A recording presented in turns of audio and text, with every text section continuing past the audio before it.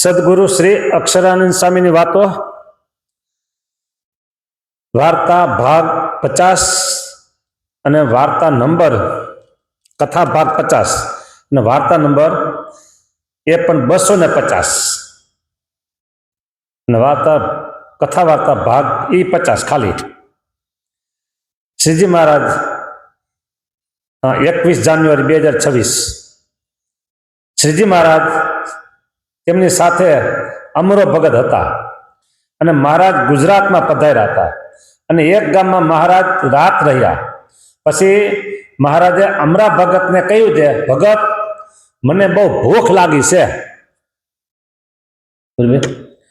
તે તમારી પાસે કંઈ હોય તો તે 2 પૈસાના ડાળિયા મગાવીને અને બ્રહ્મચારી ભેગા થશે ત્યારે તમને પાછું અપાવીશ. 2 પૈસા તમે આપો, પછી બ્રહ્મચારી ભેગા થાય તે તમને અપાવી દઈશ. ત્યારે ભગત બોલ્યા, મહારાજ મારી પાસે કાંઈ નથી અત્યારે. આમ તો મેં કહ્યું તમારી પાસે નથી હતી, પણ તે હમણાં ભગત પાસે 6.5 રૂપિયા હતા અને એમ કીધું કાંઈ નથી કે.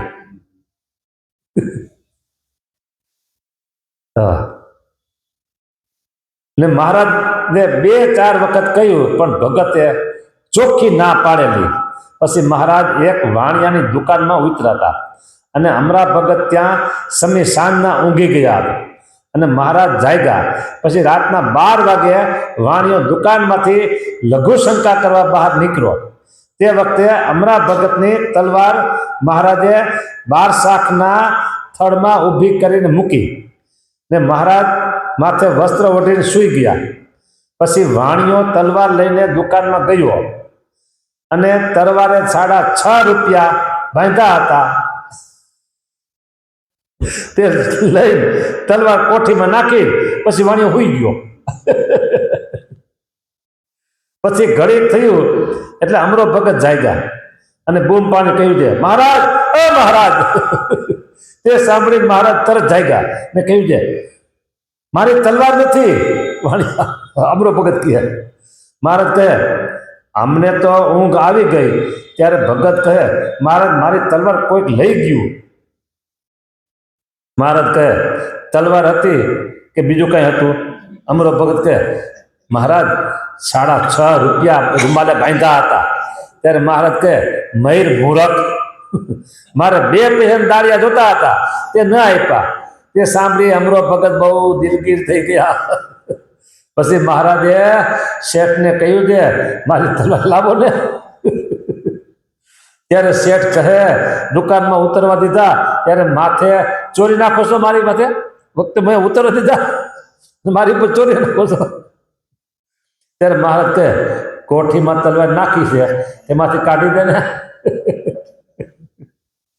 અને 6.5 રૂપિયા હડફામાં નાખ્યા છે, હડફામાં નાખ્યા છે, તેમાંથી કાઢી આપે. તે સાંભળી તે વાણિયો તલવાર તથા 6.5 રૂપિયા આપ્યા. તે લઈ સવારે મહારાજ બીજે ગામ પધાર્યા. પણ અમરે ભક્તે મહારાજને 2 પૈસાના દાળિયા ન આપ્યા. એવો જીવ લોભી છે, બોલો શું કરવું. વાર્તા 250 પૂરી થઈ.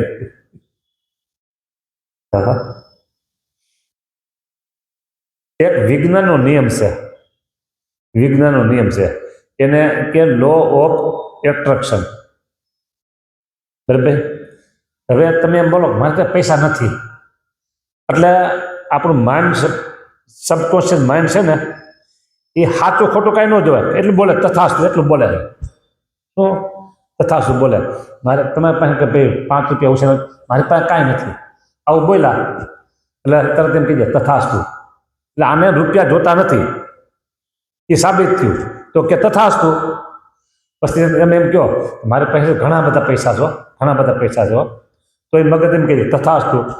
છે નહીં ખિસ્સામાં કાંઈ, તો એમ કે તથાસ્તુ ઘણા બધા છે તો આવશે કે. આ વિજ્ઞાનનો નિયમ છે.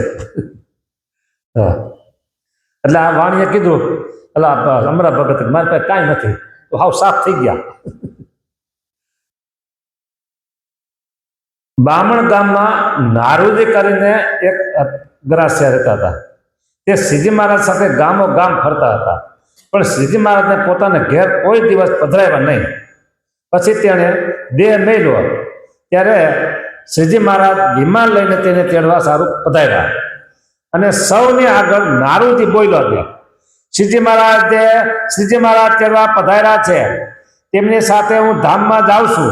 પછી શ્રીજી મહારાજ તેમને ધામમાં તેડી ગયા અને ત્યાં સંતની તથા પાર્ષદની પંક્તિ કરી અને ઝીણાભાઈ ને દાદા ખાતર વચ્ચે નારુજીને બેસાડ્યા. પછી મહારાજે નારુજીનું ભાણું ટાળી બીજાને પીરશું,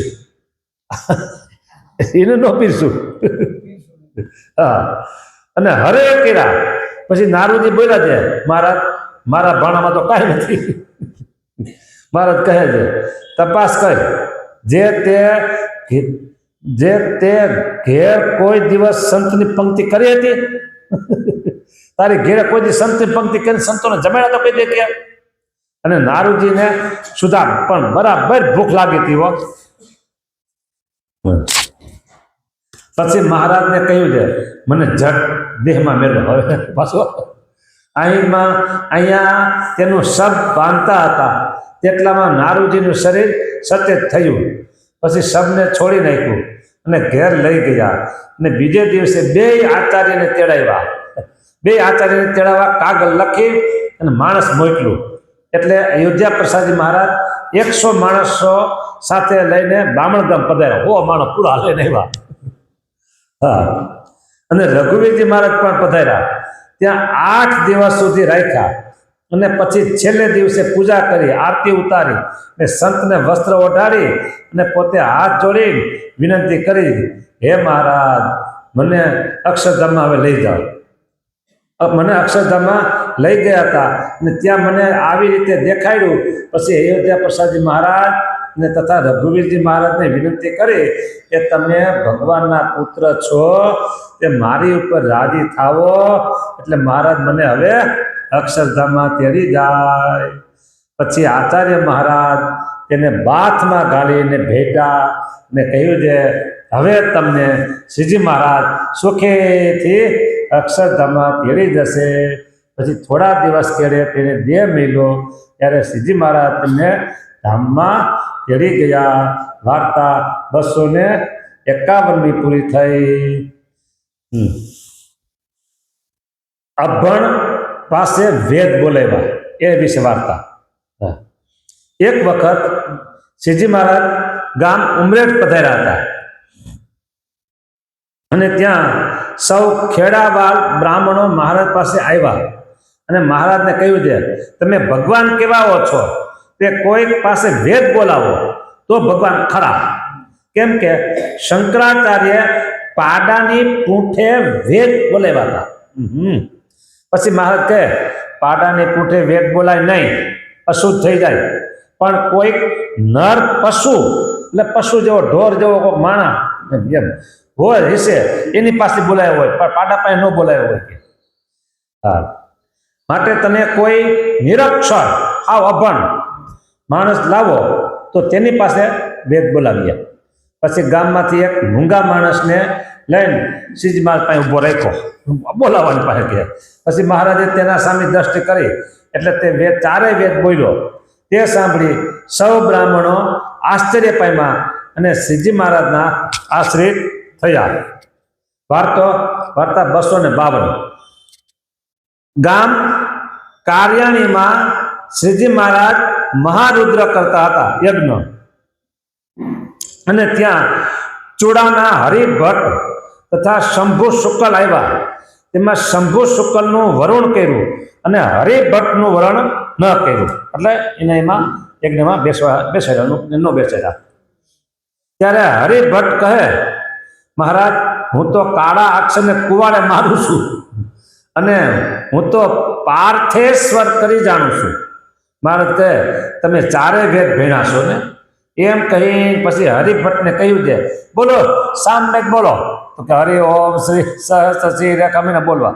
પછી અનુક્રમે ચારે વેદના મંત્ર બોલાવ્યા.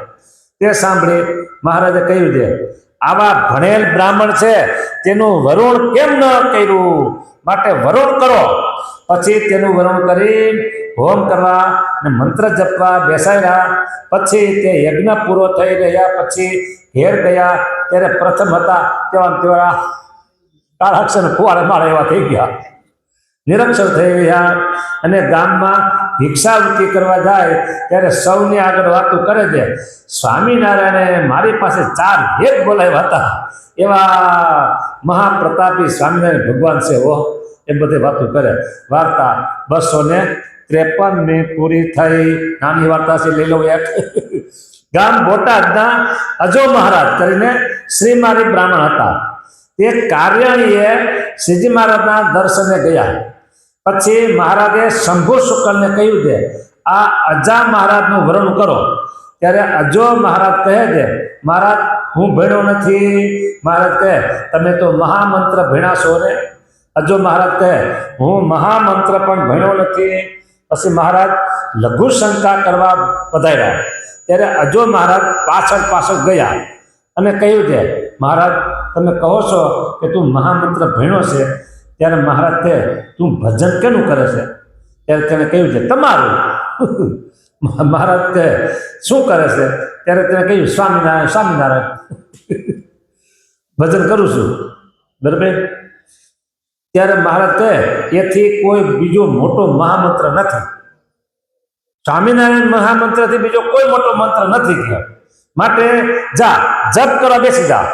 પછી તેનું વરુણ કરાવીને મંત્રનો જાપ કરવા બેસાડ્યા. વાર્તા 254 પૂરી થઈ. સહજાનંદ સ્વામી મહારાજની જય. શ્રી પટેલ શ્રીધરમ સર્વદે.